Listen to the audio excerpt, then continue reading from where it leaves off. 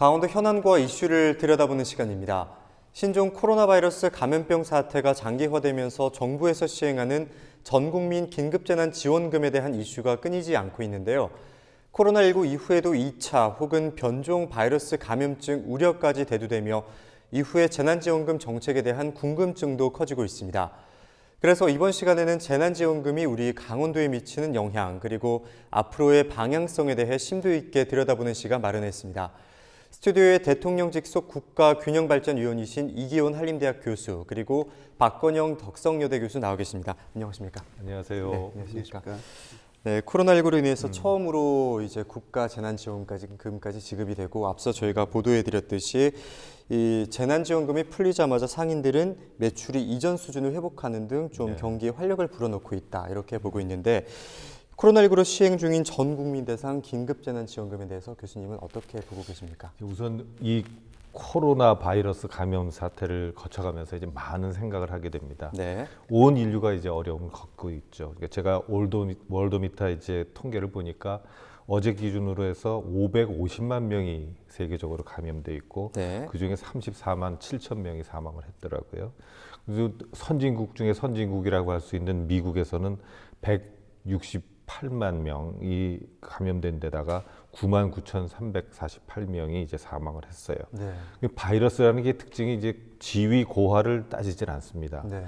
영국 총리, 유명 배우에다 스페인에서는 이제 공주님까지도 이제 사망을 했죠.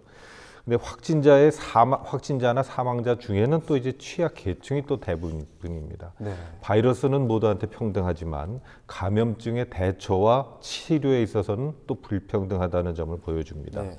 또 세계 각국은 또 실업, 대란, 경제난으로 어려움에 봉착했습니다. 특히 일용직 노동자, 자영업자, 소상공인 등 취약계층이 하루하루를 살아가기 어려운 실정에 이르렀습니다. 비상사태를 맞이해서 세계 각국은 재정을 풀어서 긴급 재난지원금을 살포하고 있습니다. 네. 정부는 당초 소득 하위 총 70%에 대해 지급할 계획이었는데 총선 당시 여야 모두 전 국민으로 대상을 넓히겠다고 공약을 했었고 결국 기재부는 재정 건전성을 위해서 원안을 고수했었지만 당정 그래서 사회 지도층과 고소득자한테 이제 자발적 기부를 유도해서 재정 부담을 경감시키려 하면서 결국은 전 국민을 대상으로서 지급하게 됐죠. 그래서 미국, 독일, 스페인 등의 유럽 국가들은 물론 홍콩, 싱가포르 등 아시아계 국가들도 전 국민에게 지원금을 지급하고 있는 것, 그것과 저희가 이제 맥락을 같이 하고 있다고 할 수 있습니다. 네. 결국 과연 우리가 지금 이렇게 약간의 회복세를 보이는 것과 보면서 나라가 정말 제 할 일을 하고 있는 거 아닌가 하는 그런 생각을 해보게 됩니다. 네, 말씀하신 대로 전 세계가 코로나19로 타격을 받고 있고 지위를 막론하고 누구나 걸릴 수 있긴 하지만 아무래도 취약계층들이 받는 타격은 더 클 수밖에 없을 텐데요. 또 이에 대해서 이제 교수님께 질문을 드리도록 하겠습니다. 현재 강원도에서는 약 8천억 원 가량이 풀렸고 85%의 도민이 수령을 마쳤다고 이야기가 나오는데 그렇다면 이 재난지원금이 우리 강원도에 미치는 효과는 무엇일까요? 여러 효과들을 생각할 수 있겠는데 근데 제일 중요한 것은 아무래도 소득에 대한 효과일 겁니다. 네. 지역 내 소득에 이제 어떤 영향을 미칠 것이냐 네. 이게 핵심일 텐데 지금 일단 언론에 알려진 숫자로 보면 긴급재난지원금 규모가 약 4,345억 원 정도로 알려져 있어요. 근데 이게 이제 어느 정도냐면 강원도 1년 동안 생산한 거 금액이 약 44조입니다. 네. 그중에 한 1% 정도 되는 거고 가계 소비 지출로 보면 또 한 2% 되는 정도의 규모이고요. 그리고 이 도매업, 소매업, 그리고 숙박 및 음식점업 이게 이제 가장 그 재난지원금이 많이 쓰이는 분야로 볼 수 있는데 이 업종이 1년 동안 만들어낸 부가가치가 한 3조 7천억 정도거든요. 그럼 이 지금 지급된 규모로 보면은 10% 이상의 규모죠. 네. 그러니까 대단히 많은 규모입니다. 사실 일반인들은 잘 모를 수 있지만. 네. 근데 이제 이렇게 돈이 풀렸을 때 그러면 강원도 지역 내 소득에 이제 어떤 영향을 미칠 것이냐. 분석 방법은 대단히 복잡합니다. 아직 이제 정교한 분석은 끝나지 않은 상태지만 네. 아주 단순하게 추정했을 때 경제 성장률의 약 0.94% 정도 미칠 것으로 계산이 되고 있는데요. 네. 0.94% 그럼 얼마 아니지 않는가? 근데 2010년 이후에 강원도가 8년 동안 이제 연평균 성장률을 보면 2.8%입니다. 네. 그러면 이 0.94%가 약 3분의 1 수준이거든요. 네, 그렇죠. 그렇다면은 한 번에 이 재난지원금을 통해서 1년 성장하는 거에 3분의 1 정도를 확보해 줄 수 있다.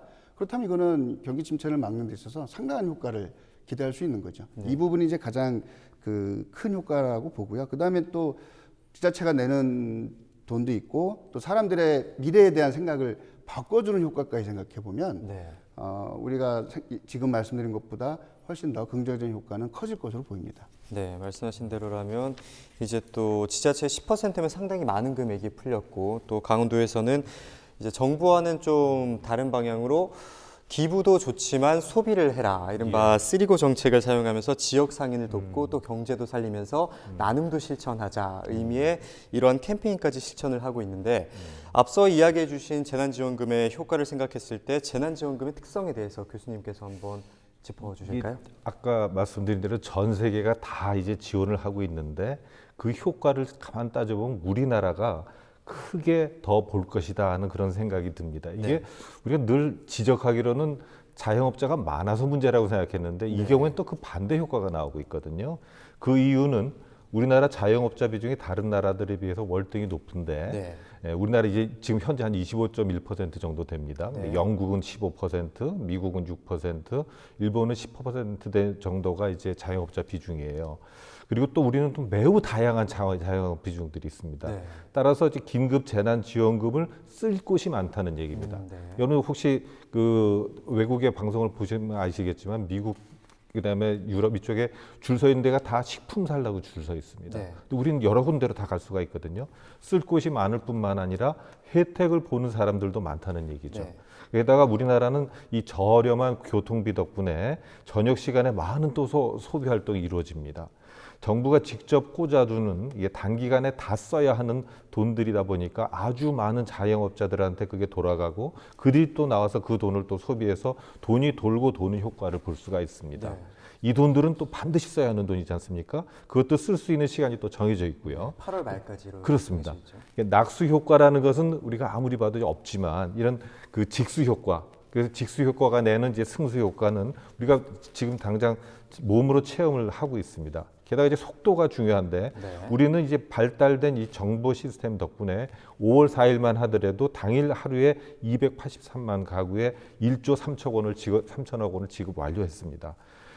반면에 이제 일본은 온라인 지급에 뭐 입력 오류에 해서 결국은 우편으로 찾아가라고 단기간에 빠른 효과를 내는 게 찔끔찔끔 지급하면은 효과가 반감될 수밖에 없는데 일전에 우리 최 지사님이 이제 기부하지 말고 소비하라는 얘기를 하신 바가 있는 게 아주 저는 전적으로 거기 동의를 합니다. 네.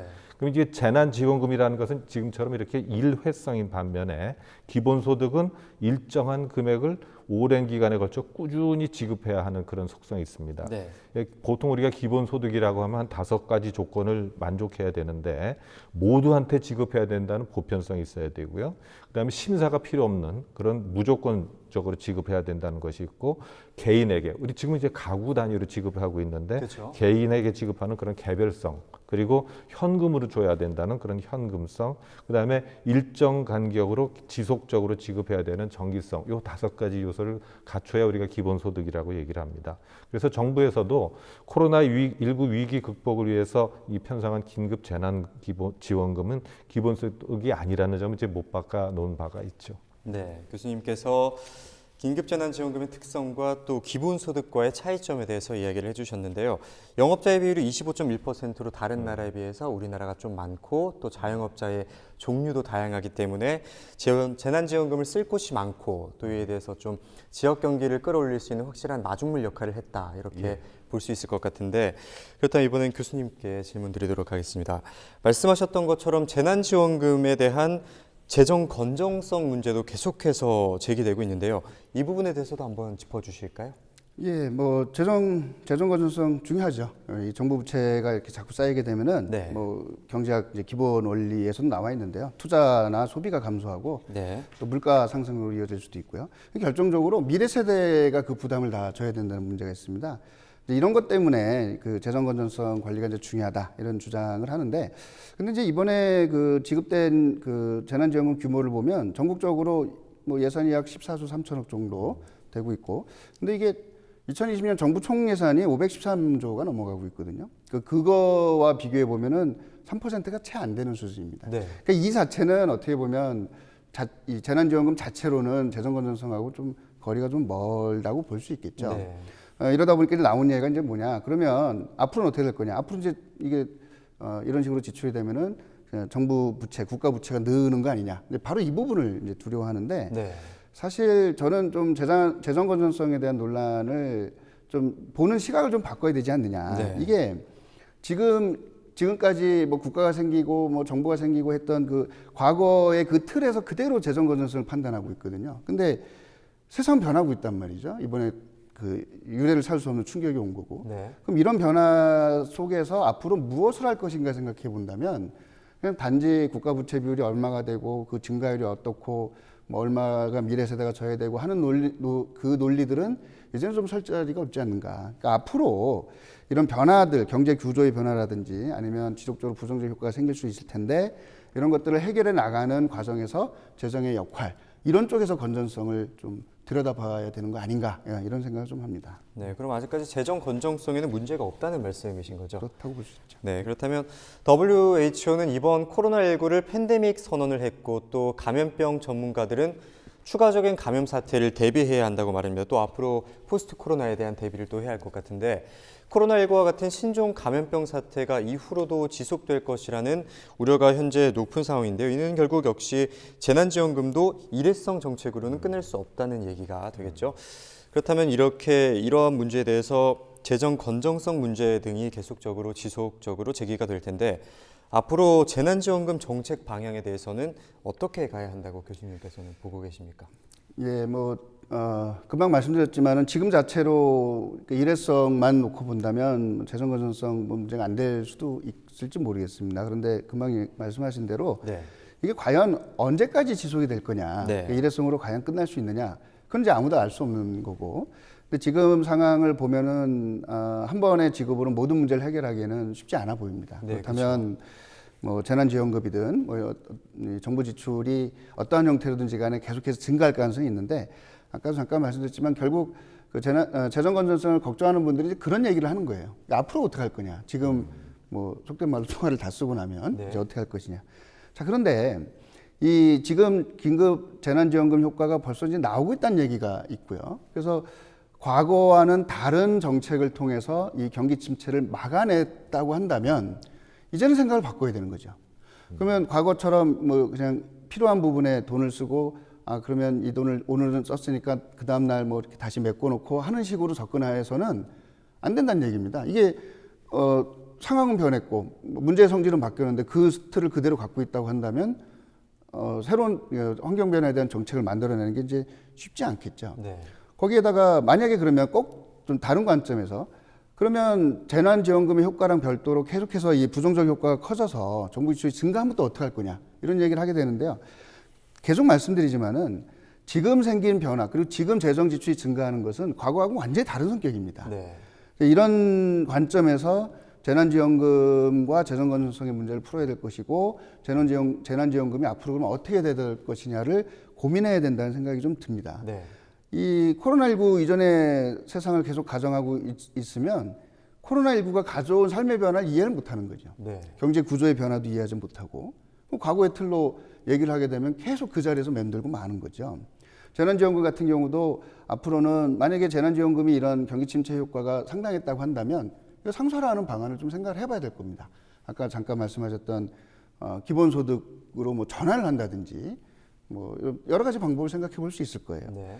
그리고 그러니까 재원 조달에 필요한 이런 방법도 기존의 뭐 소득세 중심의 이런 것들을 고집하지 말고 뭐 보유세라든지 아니면 요새 뭐 로봇이라든지 AI 같은 데 세금 얘기도 나오거든요. 네. 이런 쪽으로 좀 생각들을 바꿔 나가면서 네. 정책의 방향 그리고 재정 건전성의 문제를 좀 풀어 가야 되지 않느냐. 뭐 이렇게 생각을 하고 있습니다. 네, 말씀하신 대로 일회성으로 뭐 당장의 눈앞에 급한 불만 끄는 것이 아니라 미래 세대의 이전과는 좀 다른 발상으로 좀 정책을 내놔야 할 것 같다 이렇게 말씀을 해주셨는데요.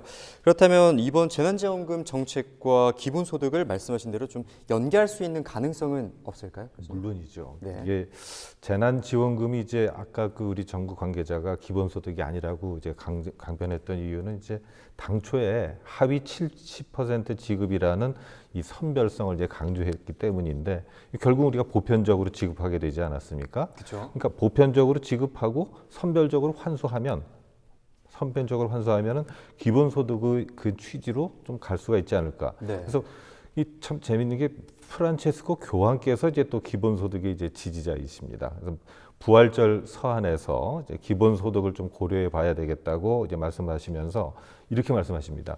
세계화의 혜택에서 소외되었던 이들이 2배로 피해를 보고 노점상, 건설 노동자, 돌봄 노동자 이 많은 사람들이 법적인 보호장치도 없이 하루하루 살고 있다.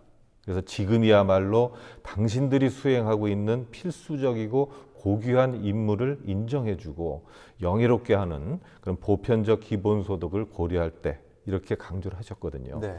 세계 경제 포럼도 이제 그런 말씀에 이제 동의를 해주었고, 그 다음에 코로나 사태 이전에도 사실상 영국, 캐나다의 이제 기본소득을 지지하는 그 지지자들은 한 75%대에 이르고 미국만 해도 한 40% 이상이 이제 이 기본소득을 도입해야 될 때가 아니냐 하는 그런 얘기들을 해왔습니다. 그리고 각국이 국민한테 이제 현금 지급을 실시하는 만큼 앞으로 지속적인 체계로 아까 우리 박 교수님 말씀하셨던 대로 이 코로나 사태 계속되면 이거 어떡할 거냐. 그렇죠. 그럼 결국은 그 지속적 체계로 바꿀 논의를 이제 해야 될 때다 이런 얘기가 되고요.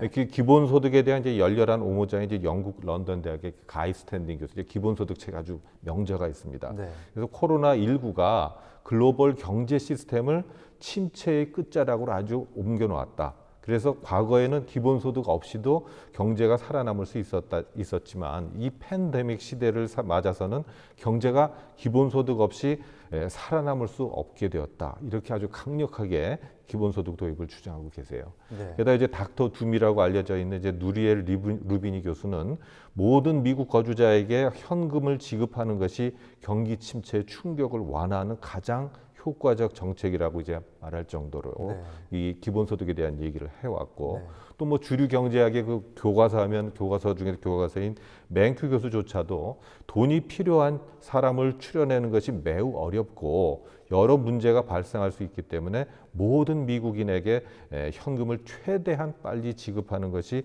출발점이다 이렇게 이제 지적을 했습니다.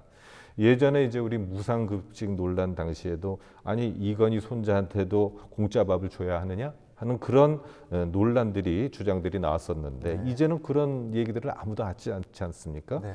재난지원금 나아가서 이제 기본소득도 아마 마찬가지일 거라고 생각이 됩니다.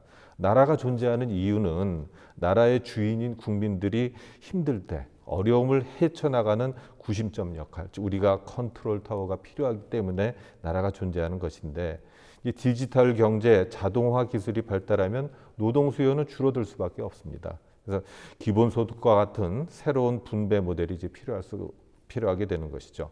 재원 문제 때문에 아까 우리 박 교수님 얘기했던 로봇세가 됐던 아니면 글로벌 자본소득세가 됐던 그런 이야기들이 이제 나오게 되는 것이고요. 만약에 기본소득제가 정착이 된다면은 비효율적인 복지 혜택을 줄일 수 있기 때문에 국가 재정에 오히려 도움이 될 수도 있습니다. 네. 빈곤층이 늘어나면서 보건복지 비용하고 폭력, 약물 중독과 같은 사회 불연 비용이 일어나는 것을 사전에 예방할 수 있기 때문이죠. 네. 팬데믹 시대를 맞아서 이런 힘든 시기를 잘 헤쳐나갈 수 있는 재난지원금과 기본소득의 연계 가능성에 대해서 교수님께서 짚어주셨는데요. 앞으로 추진될 내용들에 있어 당부하시고 싶은 말씀이 있다면 교수님께서 어떤 말씀인지 짧게 부탁드리겠습니다. 강원도 사실 기회입니다. 네. 앞으로 아까 제가 계속 말씀드렸지만 새로운 세상 변화 이건 먼저 준비한 사람들이 얻을 수 있거든요. 네. 좀 지금이라도 늦지 않았으니까 좀 이렇게 코로나 이후의 세상에 대해서 네. 좀 도 차원에서 좀 논의가 좀 빨리 있었으면 좋겠습니다. 네. 재난지원금이 강원도에 미치는 영향과 또 정책 방향성 등에 대해서 이야기 나눠봤는데요. 오늘 두 분 말씀은 여기서 듣도록 하겠습니다. 오늘 말씀 감사합니다. 네, 수고하셨습니다. 수고하셨습니다.